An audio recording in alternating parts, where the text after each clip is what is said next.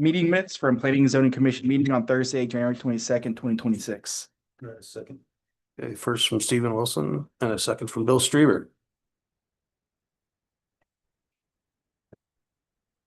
Brenda Owens, Yes. Felicia Foster. She's not on. Yeah. Look at the computer screen. Does it say that she's waiting to come in? It does. Just skip her for now. Bill Streamer, Yes. Stephen Wilson, Yes. Mike Dan, Yes. motion carried. Item 4.2, discuss and take action on meeting minutes from the Planning and Zoning Commission Mobile Vending Committee Workshop on Monday, February 9th, 2026.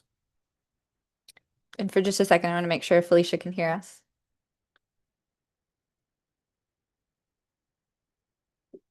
We'll give her just a second.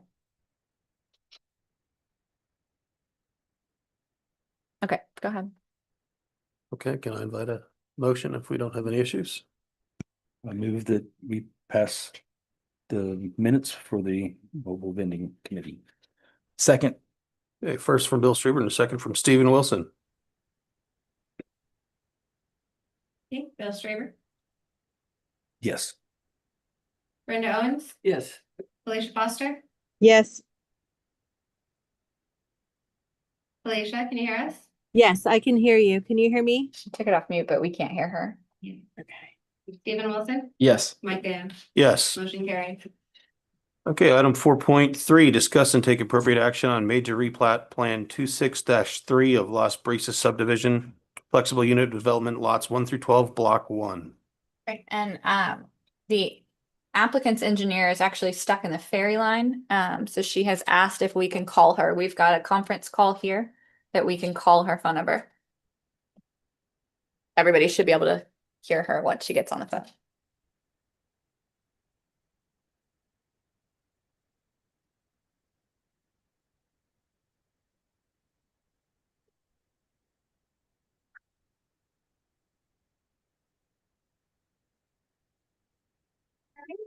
Hey Elizabeth, it's Nicole. How are you? No problem. So you're on speakerphone in front of the whole Planning and Zoning Commission, about 10 or 15 people in the audience. We had just gotten to your item, so we're going to introduce that to everybody right now, and we'll let you know if we've got any questions. All right, guys. So this originally was a replat that was done. I'm sure you remember the Las Brisas apartments that were down 11th Street. Those were demolished and that property was redeveloped. A plat was presented to Planning and Zoning and City Council back in 2023. It was presented as a flexible unit development. And if you'll remember that this was shortly after our cottage unit development was stricken from our development guidelines, development ordinances. And they really wanted to develop this product as what's called a neighborhood unit development. But unfortunately, neighborhood unit developments require 2 acres. They wanted a private street, so the only development vehicle was for them to do it through a flexible development. That was approved fully through Planning and Zoning and Council to allow them to have this private street and the 11 lots. That was back in April of 2023. They have that plat approved. They can't get that plat filed until their infrastructure is in. So when they submitted their civil plans in about October of last year, their civil plans showed some differences on the plat that was approved and the plat that they were planning for. So I let them know that this plat needed to be updated, amended through the correct processes in order to be filed of record. Very minor changes were made to the plat. There was some lot lines that were changed in the rear. Didn't change the size of the lots really overall. They're all over 5,000 square feet. But they have also included a stairway easement in the front 2 lots close to 11th Street that would allow them to build 5 foot closer to the property line than our current ordinances allow. So because of that aspect, everything else on the plat is perfectly acceptable to city staff. It's been reviewed by all of our utility companies. There were some slight revisions that the utility companies requested in number of easements and things that have all been rectified. So they approve now. But because of that stairway easement, city staff is recommending disapproval. Now, we'll leave it up to Elizabeth. Elizabeth, do you have any comments or have you spoken to the property owners? Yes, so as Nicole mentioned, we have that 5-foot stairway easement along 11th Street on both lot 1 and lot 11. The purpose of that is to just maximize the building footprint of those 2 lots. And if, if the plat is approved with the stairway easement, it would still be 10 foot from 11th Street. So, not within the current building line, but still a 10-foot, building line where the stairway easement is concerned.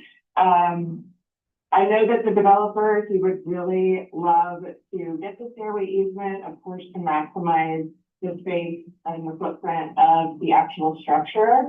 But if it comes to, disapproving a plat because of the stairway easement, he would like to request a conditional approval of the plat removing that stairway easement on those 2 lots. Okay, thanks. Discuss amongst yourselves. So As long as they remove. if they remove the stairs, we can conditionally approve. So a typical easement from a side street like that is 15 foot. 11th Street, obviously, you guys know, is a major artillery. Yeah. Right. It is. So that's why staff can't really support it. True. It still would be 10 feet off, and it would actually be further off the travel way than 10 feet. That's from the property line.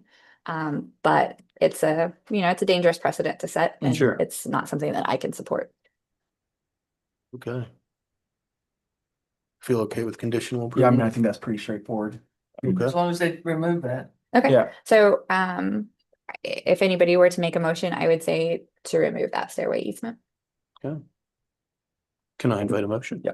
I'll make a motion to approve, plat or plan 26-3 with a conditional approval with the removal of the stairway easement A second. On lots 1 and 11. on lots 1 and 11. Yeah. Okay. We have a motion from Stephen Wilson and a second by Bill Strieber. Commissioner Foster, Yes. Yes. Thumbs up. That was a visual thumbs up just for the record. Brenda Owens, Yes. Bill Straber, Yes. Stephen Wilson, Yes. Mike Dan, Yes. motion carried. Okay, item 4.4, discuss and take appropriate action on alternative parking plan, Plan 26-7 for Shorty's located at 101 Beach Street. I'm gonna pass this out. So you guys are aware of our alternative parking plan. This is one that's kind of a unique situation. Currently, Shorty's is open and approved for 112 seats with the 29 parking spots that they have on site right now. They do have 2 additional buildings attached at that location that are not in use, the old connoisseur building, the old board house building. Eventually, those would like to be brought into some kind of use, whether that be an extenuation of the Shorty's use or, some retail, anything like that. Currently, the property owner would like to take the outside seating area that they have and make that a deck rather than on the ground. That's going to include some additional seating outside, which is why he had to up his parking requirements. He can get to the parking requirements for the number of seats that he wants currently, but he does want to explore the different uses in the other buildings. So he's suggesting an alternative parking plan to get him additionally approved seats that goes beyond what is required of him. Additionally approved parking spots that goes above what is currently required. So he has submitted a plan that's in front of you. It's slightly different than the one that was in the packet. If you'll notice, the 3 parking spots that were behind the connoisseur building have been removed. Those needed to be removed because we have a prohibition against backing out onto a major artillery. And so we didn't want any backing out spaces onto Allister. In addition, the 3 originally slated golf cart parking spots in front of the board house have also been removed because the board house was granted a variance when they were set in that location. There's only 7 feet between the board house and the actual property line. And parking spots can continue into the right of way, but they can't be counted as required parking spots. So I didn't want those shown on this plan. So the plan that you have that I've passed out and marked up in front of you shows 37 vehicles. It also shows 21 golf cart parking spots. So that's a total of 54 total parking spots, which breaks down to be a 36% golf cart percentage, which I'm sure you guys, some of you that were here that remember the conversation from Sipyard, we wanted to keep that down to what we've approved before. I believe that Sipyard was approved at a 22% Right. Golf cart to vehicle ratio. And so I'm suggesting that we take this plan and approve it at the 37 full-size vehicles that he has parked here, plus 11 golf carts. That gets us a total of 48 a total of 48 parking spots, with that 22% being golf cart. Property owner is always willing to put in more parking that they need, so they can actually put in all the golf cart spots and let those be used. They just can't be counted as required parking when it comes to figuring out what uses they can have on the property based on the parking. So an approval of this plan as proposed would give him 48 spots for whatever uses he wanted to use those for. And then in the future, if he needed more than that, he could come back. Okay. He is in the audience if we have any questions. Okay. So that would translate to 192 seats. 192 seats. Which is Currently, Greater than. if you see Yeah. the That gives them the extra flexibility for future use. right, it gives them the flexibility if Board House or Connoisseur wanted to be more seating. It Mhm. gives them the flexibility if those wanted to be retail spaces, Yeah. that we could calculate the requirement for retail spaces, and he would likely meet that with what he's got approved here. I mean, I know we've had this discussion on several occasions with the golf carts counting. I think that, yeah, that 22% is what we sort of settled on and Right. really don't want to exceed. Right, and without doing any kind of real parking study, which we can't, scientifically do on our own, we just don't Right. have the time or capabilities. And there hasn't really been a need to do any kind of paid study. I suggested to the property owner that this might be a good kind of experiment Mhm. with that. And if he puts in those additional parking spaces and then over the next few years, really counts the data and Mhm. see how many cars are there, how many golf carts are there, keeps a good record of everything. That might be good information if he were ever to come back and Yeah. want extra golf cart spots to Yeah. count towards his required parking. Well, So- there's that many golf carts, they can always park in. They can always park in car spots. Yeah. Yeah. Yep, and that's what we like about full-size car spots is golf carts can park there, Mhm. but cars can't park in golf cart spots. The only benefit to having more golf cart spots is if you're truly gonna have a ton of golf carts, you can fit more golf carts than you can cars. Yeah, yeah. Okay. Nicole, can you hear It me? doesn't seem like it. Can y'all hear me at At all? the Shipyard, I mean, there's quite a few golf carts, but it doesn't seem like it's anywhere close to what they first were thinking. It's hard because, we only see a snapshot. And so we just get that snapshot and we keep that in our head, like, oh, there's only 3 golf carts out there, there's 10 cars, but a different opportunity, there might be 20 golf carts out there that we're not seeing and no cars. Mm. So And a lot of really- people at night go in their cars rather than their golf carts, Right. especially if they dress up. And I think it's the time of year too. I think winter Texans use a lot of golf carts more during this time of year than other people. So it's really going to be nice to have somebody put together data and get that to us. It's Right. interesting to me. Yeah. So, You got to say Been your watching. name and address. Mhm. Name and address. Edwin Myers, 2034 State Highway 361, Port Aransas, Texas. So I've been watching this even from the time we opened up. I can remember counting, like the second day we were open, there was 18 golf carts in the parking lot.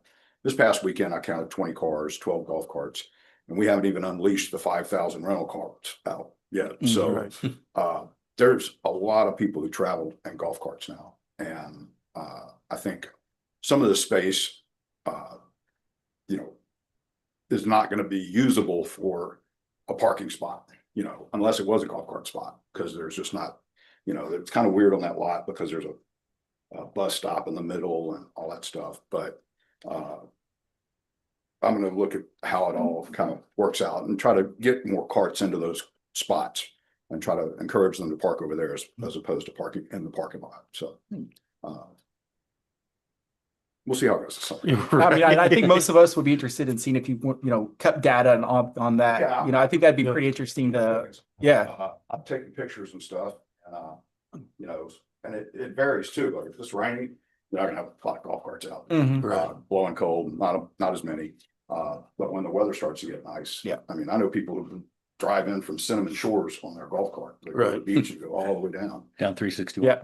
Not taking 361. We got the new signs up. That doesn't Yeah. happen anymore. Yeah, no, it's a lot, and I've seen it increase, over the last several years. too. And I've got a pretty good spreadsheet of how I would like the data gathered. I'll give it to Edwin. We'll give Yeah. him some homework.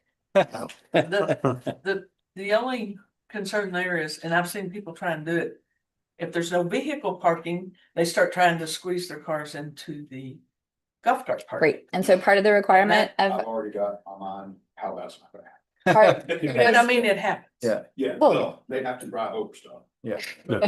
um, Yeah. Which It depends on bothers the- some and not a.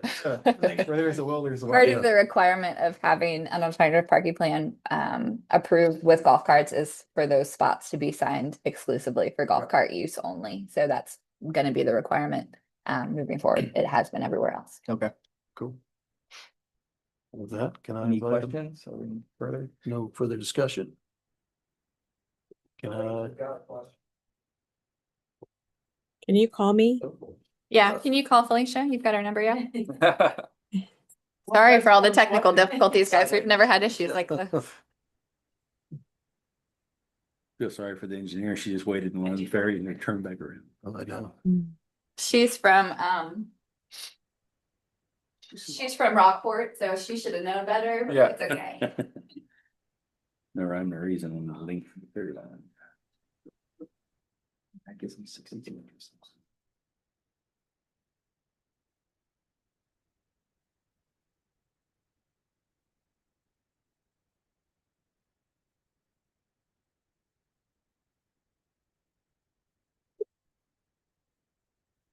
Time to zoom in. I get to, okay. There you are. Now. Not gonna turn off. There, now being able to.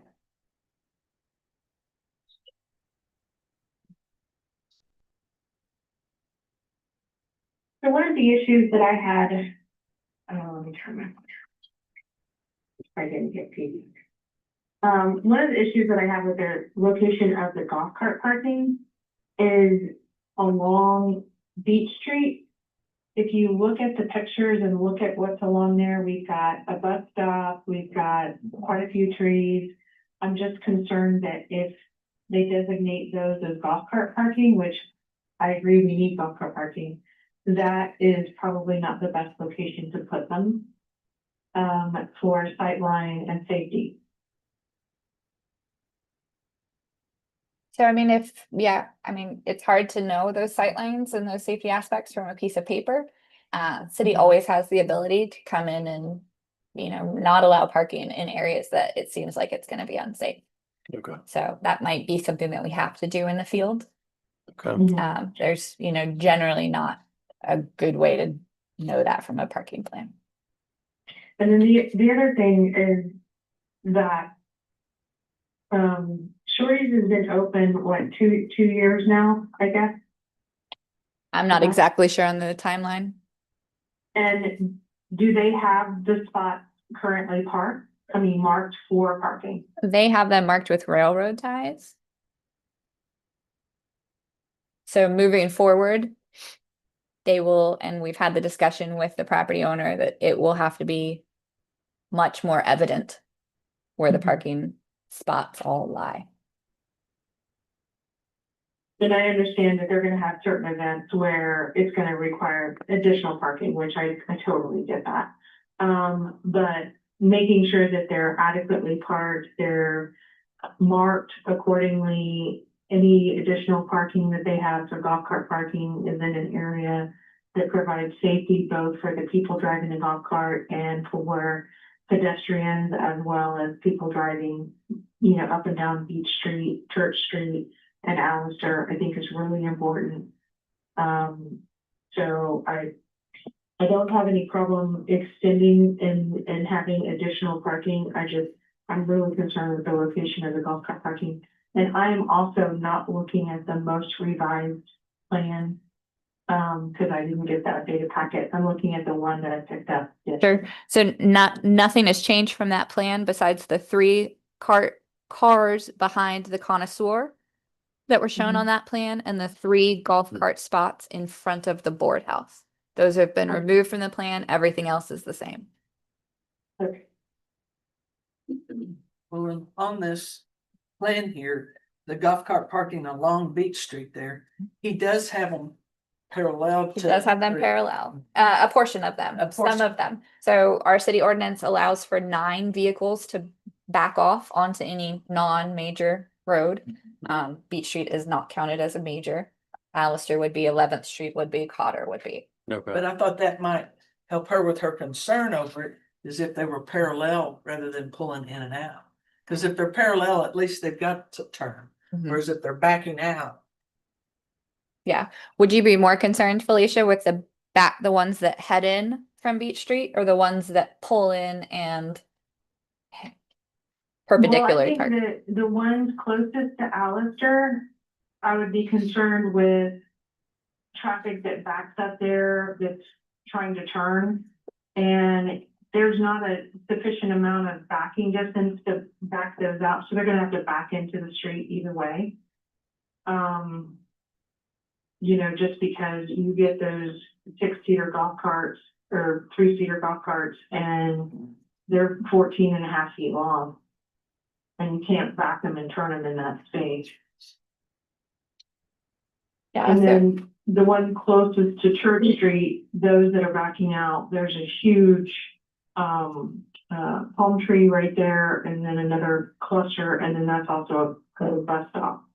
So I'm just, anything back that's, whether it's backing out or parking parallel, I think that's gonna be really difficult. I'd rather see the parking lot be redesigned inclusively to include the golf cart access with the egress and ingress that's consistent, that's there already from Allister and from Church Street, and not any parking at all along Beach Street.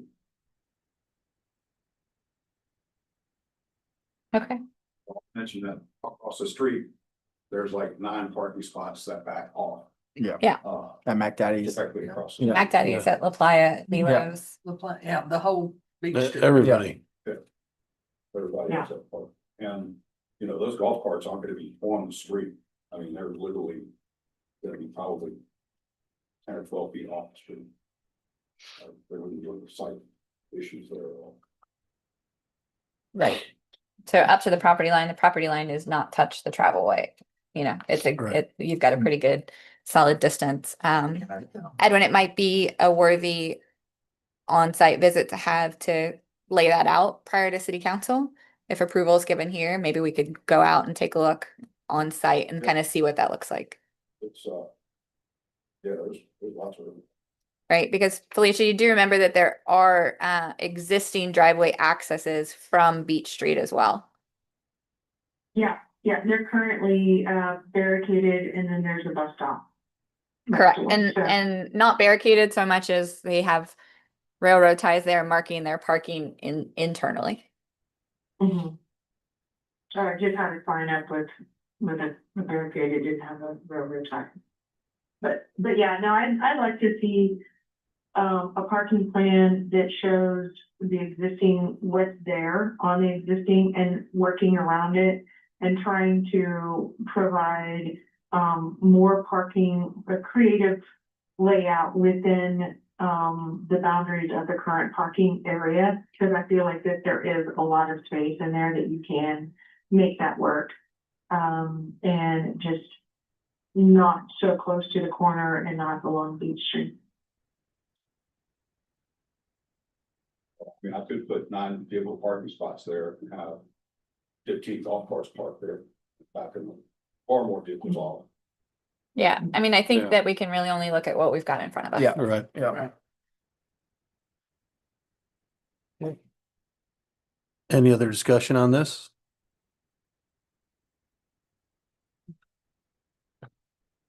Can I invite a motion? I move that we approve, I lost my. There it is, 26. approve, where'd you go?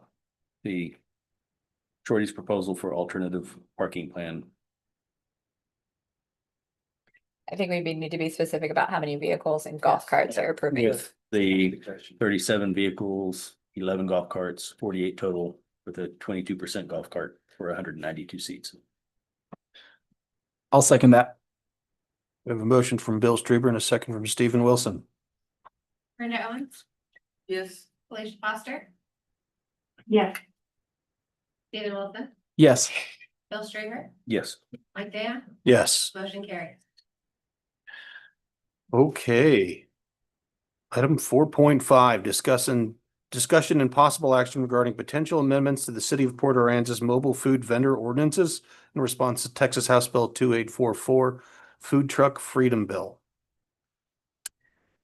How much time do we got? Bill? 30 minutes. 30 minutes, okay.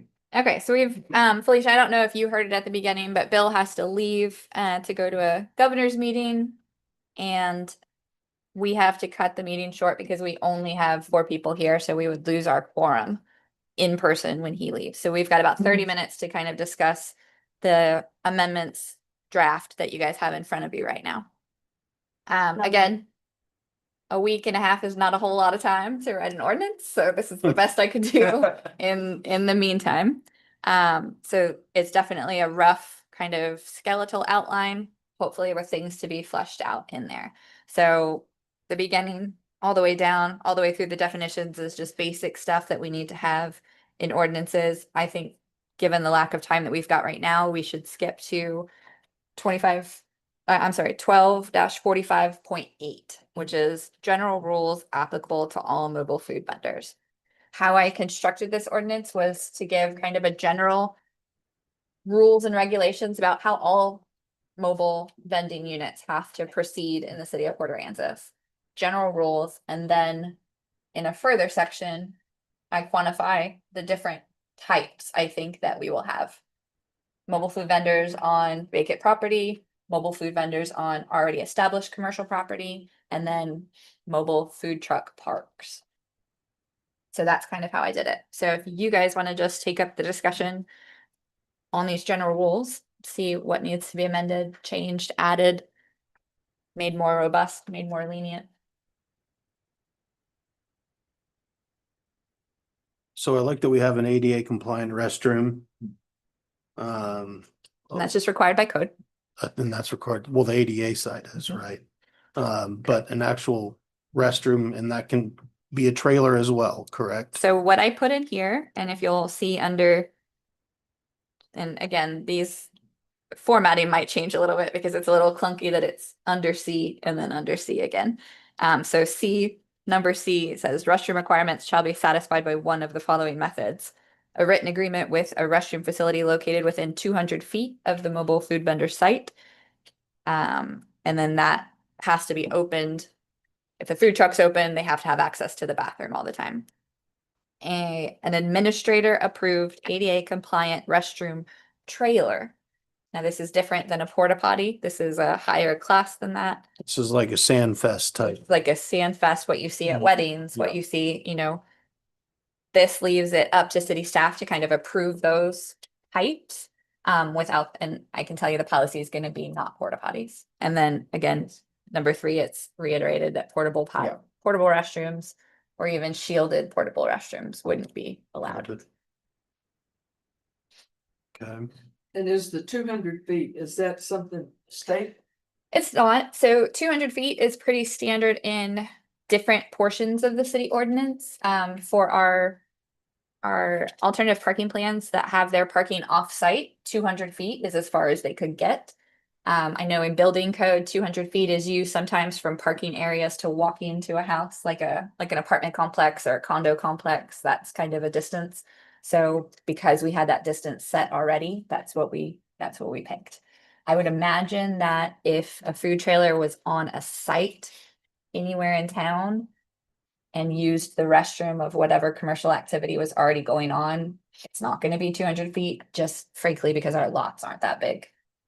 So that number can be changed, can be manipulated, made smaller, made bigger, Okay. whatever you guys feel. The only reason I was asking was because in the last meeting we had, we talked about if Joe's there by himself, and he's gotta go 200 feet, is he gonna just sneak out back, and hope no one sees him, or is he really gonna go that far and come back? So I didn't know if this was a standard or I mean, it's, requirement. no, it's a number that's established by ordinance for a number of different things, but not necessarily a standard that you guys are held to maintain. The on-site discharge of water or wastewater is prohibited. I know that would mean not dumping it on the ground, but if like some mobile home or mobile RV parks have on-site discharge to sanitary sewer, if that was in place, that would.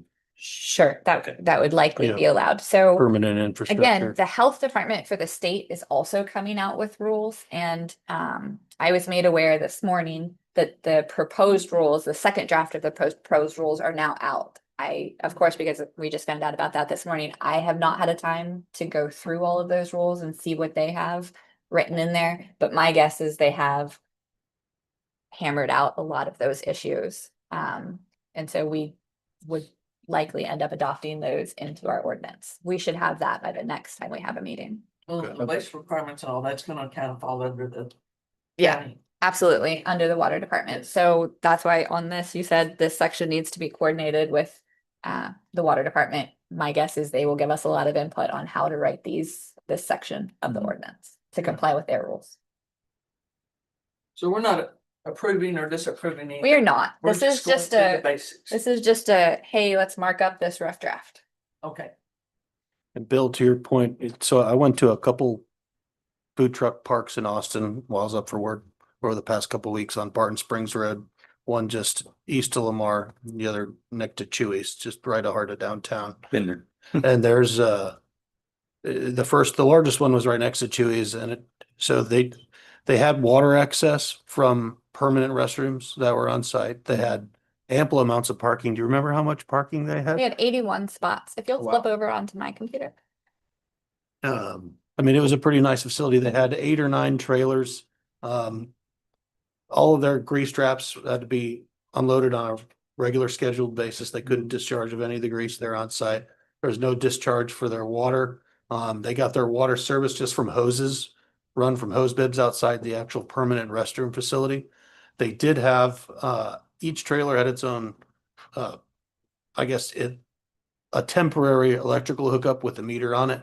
So they could meter all that, but there was no actual discharge into city sewer and or water from the trailers themselves. So I know it's kind of hard to see back from the audience seats out there, but in that yellow box is kind of the whole area that we're talking about.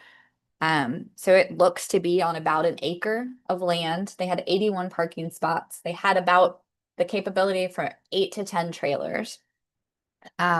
This one is really nice because you can get the street view right in there. So The bigger buildings are the permanent restroom facilities, if I remember. Correct, Yeah. on the west side of the parking lot. So what's nice here is you rarely get street view into like a commercial location like this, but this one you do. So they have kind of these trucks laid around the edge here. They've got the seating all in the middle. Of course, you saw all of the parking all around it. And then this area right here with the, looks like a tin roof, was the bathroom Correct. with a water hookup, raised, elevated. They have their dumpster area over here away from everything. And then you can't see how many food trucks are there because of the trees, but they line the whole outside edge of that. Mike said each one had, an electrical pole where they did not have any kind of generator. And there was a total of 26 picnic tables. Probably sat 6 people each. And it was actually pretty busy on Tuesday afternoon. Are the tip posts pretty easy to get? Yes, Yeah, so every time a house is built here in town, nearly every time, I would say 95% of the time that a house is built in town, they put a temporary pole up. And the temporary pole is kind of a misnomer because you can leave that up for a very long time. So my guess is, and once that's decided, we would talk to our building official and see exactly what he wants at each one of these locations, but it's my suggestion to do that rather than a generator. Obviously, in a special events permit situation, we couldn't do that and a generator would be appropriate, because it's a very temporary event. Yeah, I think that's something we should consider putting in the ordinance. So I for did, sure. I wrote it in here. Are You'll you thinking about doing something like that in the city would own? No. At least, not privately owned. Anybody, yeah, we have written in here where a private person, private property owner. This is just an example. Again, this is privately owned. This isn't owned by the city of Austin. This is somebody owns this property and probably leases out those spaces, I would assume. The same was true of the other site that I visited. It was just coupled up with the restaurant, which we also kind of cover in here, but Mhm. looked like the restroom facilities were inside. I believe it was a chicken restaurant at the time. They still had, I think they had 22 tables, not as much parking, looked like 15 parking spaces dedicated right in front of the trailers, but of course you had all the surrounding restaurant parking as well, which is more than ample. So would it be allowed for like, I partnered with, let's say, Shorty's, because they don't have, have a food truck on his property? That's kind of what we're discussing. Okay. Okay, so to kind of skip over the water department's expertise, we'll get that and have that inserted and talk about that in more depth at the next meeting. The last bullet point under subsection D up there was electrical power shall be provided through a permanent or temporary connection that comply with local codes. That's just saying no generators. Setbacks, we did talk about a setback requirement. I put that in as 20 feet from all property lines. That gives everybody clearance everywhere around. 20 feet is pretty standard for a front setback. So unless you guys think that needs to be different. I mean, 20 feet sounds appropriate. That's just, Yeah, that sounds, I don't think any less. yeah, yeah. The only thing that I could see that would be different would be, from a rear or a side property line that's not adjacent to a street. I think that 20 foot is probably always appropriate to be, from a street side property line, regardless Sure. if it's the side or the Yeah. front. I don't know if it's necessarily, if it's really doing anything, if it's from a rear, that's typically a 10-foot setback, or an Right. internal side, which is typically a 5-foot setback, Right. if there's any harm in allowing those. So if you guys wanted to change that at all, I would suggest that, yeah. that it needs to be 20 feet off of a street and, meet code everywhere else. Well, I think. because I was, go ahead, Felisa. I was just gonna say, I think that if you just put in there that it's per zoning, and then that way it follows the zoning requirements and just say a minimum of 20 feet from a street frontage. That's basically the Yeah. same thing I'm Yeah. saying, Yeah. except an additional, I just want to protect any homeowners. That's what I was thinking, yeah.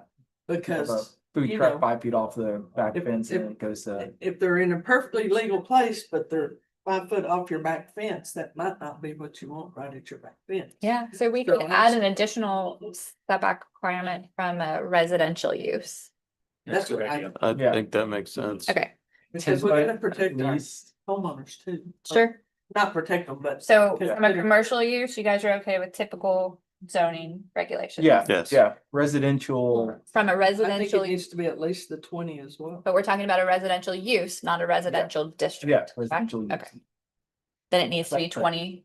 You think 20 is enough Is that too much? or not? 20? enough? Just our lots are so small. That's my, yeah. I'd say. There's not a 15. There's not a whole lot of spaces where you're gonna see a residential use in a commercial Yeah. zone in an area that Right, could also be this. No, So I yeah, think That's true. we're probably thinking about So it why don't we do more than everybody 15? else. Yeah, I'm okay with 15. 15 in the back corners and then 20 on the street. Say, yeah, 20 from the street, 15 from, From Now, a we going rear or from the street interior. we going interior. From utilities. Yeah, we go from property line. yeah. Nicole, we have a gentleman that looks like he wants to say something here. Talk about mobile Is there any chance of the city having a consideration of setting up a permanent food park where somebody could like set up 12 spaces and rent individual spaces out? I mean, that would be a city council decision, so when we take this to them, you know, the city can always do it. Yeah, and we had kind of touched on that at the last meeting. Well, we talked about doing it in public parks. Yeah, Right. that's Right, I But I'm- think he's talking about more like the city owns a lot and I'm builds assuming this. what you also were being forward here is for a private individual to create such a space. Still Yeah, RV park, but food trucks. exactly, yeah. Sure. Right. I mean, I don't know the council's kind of temperature on being a landlord for a food Yeah. truck park. I'm talking about like, they had talked about setting up and renting out spaces to like 8 food trucks and setting up common bathrooms and things like that. Right. You're asking me if you He's think, asking about like like a multi-food truck site. but the city owns and operates. Oh, okay. Yeah. Yeah, Yeah. that's Yeah. written in here Yeah. in the next kind of sections that we're talking about. I apologize. I thought you meant the city wanted to build it. Okay, Guys, I just wanna touch on the property, you were kind of talking about too close to housing. Right, so we're in a commercial district and someone's using their commercial land as a short-term rental. Right, and you're trying to increase the distance. I mean, they're increasing it slightly from what would be allowed. Say if it was a, Commercial district though, like, is it commercial, like you're saying, like a 5 foot, right? right now, a commercial district can have a zero lot line. So 15 foot is rather. But you could have aggressive, an right? SDR and have In commercially a zoned district. property. Because they're deciding to build homes in commercial zones, right? It was kind of their decision Sure. versus building in a residential Depends on zone. what it backs up to is what I think Noted. we're trying to discuss. It's gonna be. Yeah. Again, fire code can override that zero lot line Yeah. as well, so the fire marshal would have to weigh in on kind of what that distance would be. My guess is that it would have to be at least a minimum of 10 feet. But we would have to get that answer directly from him. So you're pushing for the 15 then. I am listening to what my commission up here is. Presently, what we're discussing. Right. That's what we're discussing right now. Okay, I just felt like we were about to turn the page and I wanted to. Sure. Remember, this is No, not no, the no, final. no. This is just a discussion Yeah. to make the draft. We get to have another one. We get to have another couple items. Yeah. Sounds Putting the like. 15 in, but it's still in the draft. Okay, Like she said, we gotta find out from fire marshal, there's a lot of. correct. And I will, based on these conversations, I will find out. So, right, Potentially it was 10 foot for the fire marshal, that would. We don't know. No, I'm saying if it was, that wouldn't suffice with you also. We could take that up for discussion. Yeah. At that Yeah. time. so we'll find out that answer. Right now, I'll write in 20 feet from the front property or a street, Yeah. Sure. a street side, a front side, and then a 15-foot from a rear or an internal side. Okay, I like it. Residential use. next to a residential. Residential use, yeah. And Felicia, I think is trying to say something. I think one other thing to kind of keep in mind is the whole purpose of these are mobile food vendors, and so they can be moved. And if we're gonna tell them they can only they can't be any closer than 15 feet, somebody's gotta be out there policing it when they pull that trailer up on the lot. So looking at it from the standpoint, you have the use of the lot. If somebody pulls a mobile food truck in next to a residential, next to a house, that is being operated as a short-term rental, is that considered a commercial use? Is what considered a commercial use? The short-term rental. No, the Texas No. Supreme Court has said that short-term rentals are considered residential uses. Right, so if you've got 18 cars parked next door and it sleeps 30, and you're putting a food truck next to it that's on wheels to providing tacos for all those renters. I just want to be sensitive to that, like when you start cutting these lots down, like you can only put it in this one little spot in the middle of the lot. It may limit, in a way that we don't necessarily need to limit it. I guess that's assuming that short-term rentals are on commercially zoned lots. Right, and Right. I know specifically what lot they're probably talking about, and that is a commercially zoned lot that has short-term rentals built next door in a commercially zoned lot. So Yeah. it is rare, but it does exist. Right. Especially between Oleander and Allister. Mhm. There are houses that are residential houses there. That's a commercial Right. district. Yeah. Okay, so moving on, the section F, I kind of just wrote everything in there that we talked about before. So that is nuisance and operational compliance. I just said that they have to, meet all current city ordinances regulating noise, lighting, odor, smoke, vibration, signage, and visual impacts. If anybody feels strongly about any one particular aspect of things, we can flesh that out a lot more. We could make food trucks have an additional requirement. A thought is maybe a trash can available with a self-closing lid. Things like that. So if there's any additional nuisance controls that you guys want there, we can definitely put those in. In addition to requirements for having the trash that we're already dictating. How long? Correct. Well, what do you mean, the trash that we were already? So are we already suggesting that if it's a park, that we're gonna require something like a dumpster, Correct. right? Mhm. But so this would be a specific circumstance where it's not a park, it's just, Or, It's a lot. or if it's a food truck park and they've got a dumpster over there to handle all their trash, but they want to put trash cans out. Yeah. Do you want those to be open trash cans? Do you want those to be trash cans with self-closing lids? it should all be self-closing lids. No, definitely. Yes. Wouldn't the health Yeah. We need department to have, put that in there. Yeah. for sure. Or the I raccoons will have a field Yeah. day. agree. The wind. Yeah. I'm not aware of any requirements of the health department that very well could be, especially in an indoor environment where they have, contained trash. I don't know what that looks like outside. Obviously at all of our parks, we've got, big dumpsters with big lids because we understand the wind. So we can write that in as a requirement. I definitely would think so. Make sure that. so. You think a size trash can per food truck should be any kind of requirement? Do you think we police that? Do you think we just let them do that? I mean, I would think that's a smart idea to have. I mean, in a given day, Yeah. when I have a short-term rental, I'll have 4 cans at a 16-person house and they'll be topped off in 2 nights. Sure. It's gonna be somewhat of a self-regulating It is. thing because nobody wants to have to deal with overflowing garbage, so let's get a Emptying bigger, trash can. yeah, let's get a bigger can. Yes. So should we think- mandate at least one Yeah, mandate Yeah. one. and then they can go beyond Most that if they businesses want need to? it. I believe that our health and sanitation chapter already requires, certain dumpster size for certain commercial activities. So I think we're Yeah. covered by regular city ordinance there. It was the individual trash cans that I was kind of worried about. Right. Okay, so we're gonna say one, 39-gallon trash can. Yeah, With a that's a self- standard residential size. I don't know. I don't know what's the. Standard Standard residential. Yeah, I thought those were like 50. How about I find out? How Yeah, about I go yeah, find yeah, out? find and out. I'll write something in there. Yeah. Sounds Okay. like you need to do another run to Austin for. Right. I'll take Research. I'll be back up there next week. Okay, Do some research on how many they require. so next, so that was our section that kind of covered. Sorry, Felicia, were you saying something? I just said, I'm here now. Okay. So, That was our section that covered general requirements for a food truck, no matter where they're located, how they're located, private property, public property, anything. That's just everything that they have to meet. So this next section breaks it down into the 3 different kind of types that I think we're gonna have. You think we got time?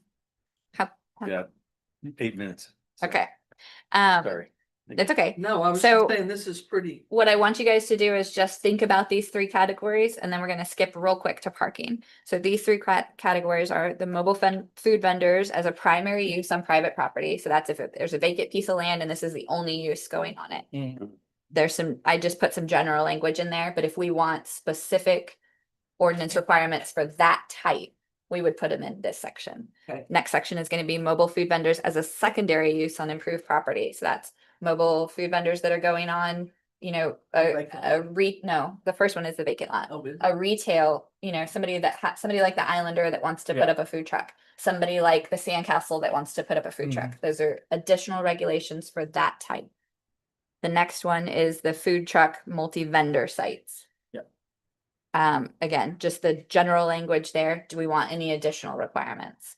One of the thoughts that I had, and I didn't put anything in there, was, is there a minimum size for this to be used? Or if somebody had a vacant lot that was only 5,000 square feet and could only fit realistically 3 food trucks in Mhm. there, do we want a 3 food truck park? Or do we want it to be an acre in size and it to be, Or you know, maybe more like a, mandate you have to have so many square feet for per food truck. Per food correct. truck. Yeah. So Should, think about that. should we work backwards from parking requirements? Because that parking. That's a good idea too, Yeah. but just keep that size. I think that's the biggest question for these food truck parks. Do we want to mandate a certain size, or do we want to kind of see how they work out on their own? You know, where you could have 2.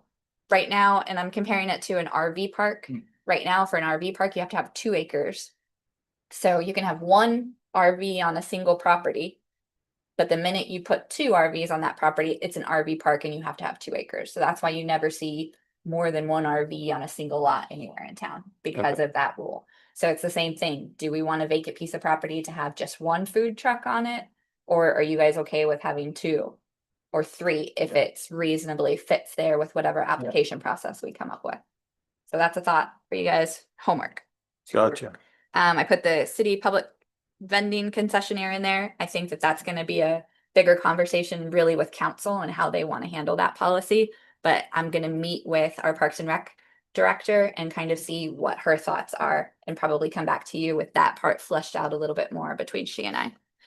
So if you guys will skip to, I wrote the zoning in there exactly like we wrote the zone, like exactly like we discussed before. If you guys will skip to page 56 of your packet, page 26 of 29 or 56 of 59 is how it's labeled. It has red on a table. So this is where we wrote in the parking requirements. Yeah. I put in parking requirements based on size. And right now, my instinct was this is on vacant property or secondary use property. And then we have to come up with a whole different standard for multi-vendor sites. Okay. So right now, this is a food truck up to 18 feet long would require 3 parking spaces outright, plus 1 additional parking space for every 4 seats. Trailers 18 to 30 feet long, 4 parking spots, plus 1 for every additional 4 seats available. And anything over 30 starts at that 4.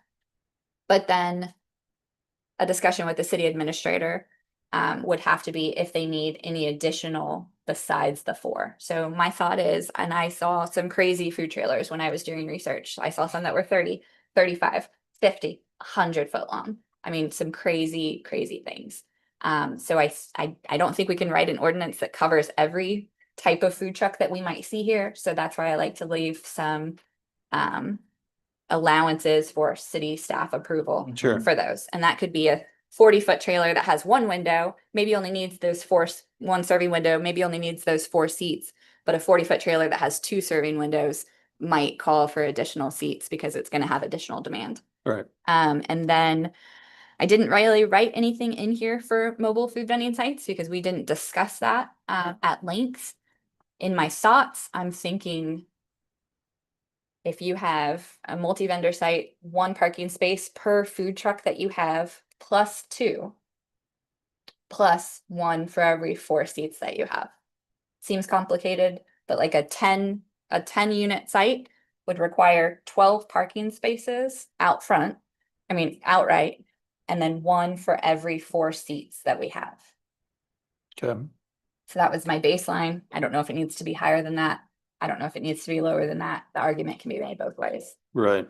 I have a question Mhm. about speaking for talking about it. If we set up, say, at an established business, are we then taking away from their seating they currently have at that business? So if you're setting up an established business, they have a set of required parking spaces that they have. So say, like we were discussing Edwin's earlier, he needed 29 spots, but he's gonna have 37 spots. So he's got an additional 8 spots to give. So they have to meet the requirement of what they're doing on site and then see if they can have more to give you. Okay, I think that's all we can squeeze in today, guys. Okay. Number of parking spaces. On the surface, that seems restrictive, but I'm also assuming that's city ordinance to an extent, but I'm thinking of, say, trailers on a private lot, for example. According to your calculations, that would be like 6. So 2 on a private lot, depending on how many tables for seating you had. So 2 on a private lot would require, based on what I just said, would require 4. And then as you add a table for 4, you would add 1 parking spot for all of that. Hey, that sounds too restrictive if somebody would say, I want to put one on a private lot that I have. So 1 on a private lot would be different. That would be 3 plus 1 for every 4 seats that you have based on what's written right now. What if you don't have any seats? Then it's just 3. See that then, or some people say, look, not thinking of a big park, although I'm sure a lot of people are. I'm thinking of maybe they have 2 private lots that are amenable to having something like that in that area. Mhm. That if you make them about 15-foot back, 20 foot on the front, 10 foot back on the sides. They can't do that. But the truck itself, not the parking. So parking is allowed in those setback areas in any other commercial use. So parking would be allowed, seating would be allowed in those areas. It's the physical truck, just like a house wouldn't be allowed outside of that, what we would call a buildable area. Also, I'm concerned about regulations concerning length of the unit itself. Specifically what? Those trucks are, there's not one of 18 feet for the most part. So as soon as you start saying 24 feet, you need 3 extra spaces or whatever, it's gonna knock those people out. It's not gonna be able to do it. And I think it's just as important to allow the individual to have the same time as do something and rights as problem as Ability. It's a commercial space Sure. or somebody with a much larger, let's say, so commercial or residential. You can put that one guy at a real disadvantage to putting trailer there, at least in my opinion. I mean, we do have parking requirements for all the uses in town that we've got. So the bigger house that you build, the more parking spots that you have to have. The bigger retail space that you build, the more parking spots that you have to have. So I think it's definitely maybe not a disadvantage, but maybe they can be, those numbers can be altered based on this. And that's what I would like to think that there would be consideration altering that. If we have a whole lot of 5,000 square foot lots in this town. Sure. And once you put in the restrictive setback requirements, and then you say, well, you can park into your property, there's no room to actually do that on a smaller lot. And I would just like to think that might go into the consideration process of, wait a second, we're not just thinking of Joe Blow building up our food eatery, as I prefer to call it, over a food truck, a food truck. Just seems like we're squeezing out. Yeah, I mean, I think that this whole thing is kind of open to these kinds of discussions. Yeah, and the thing about that is, if you're only wanting 1 parking spot, that means you can only have 1 customer. And everyone has to wait until they can park. I mean, if you're gonna have, if you're anticipating more than 1 customer, you're gonna need a couple of extra spots. I would not disagree with that, but at the same time, I think, see my point of, somebody wants to put on a 5,000 square lot, by the time they put in a 2-foot trailer and setbacks and everything, they don't have the room to even pull it up on the lot. You see, we require this many spaces up front to make noise and pull up the lot. Mhm. But, no room. I mean, that should be considered.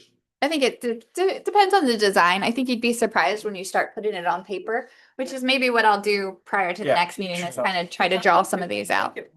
Just work it on a standard 50 by 100. Yeah. Yeah, Parking's always an issue and we have to just take everything into consideration. We wanna, So we will take this up. Guys, I'm gonna reach out to you about hopefully another meeting next week. I have to post it on Friday to have a meeting on Thursday. So that would be the earliest that we could have it. Is everybody available on Thursday? I have training in Austin on Thursday. Okay. Let me check, yeah. I think I have. It's okay. We don't have to come up with it right Yeah. now, but just know it'll have to be on Thursday or Friday, or we'll have to wait until I'm going out of town for spring break the week after spring break. Okay. Okay, if you want to join the meeting. All right, we'll adjourn the meeting at 4:04. All right, thank you guys.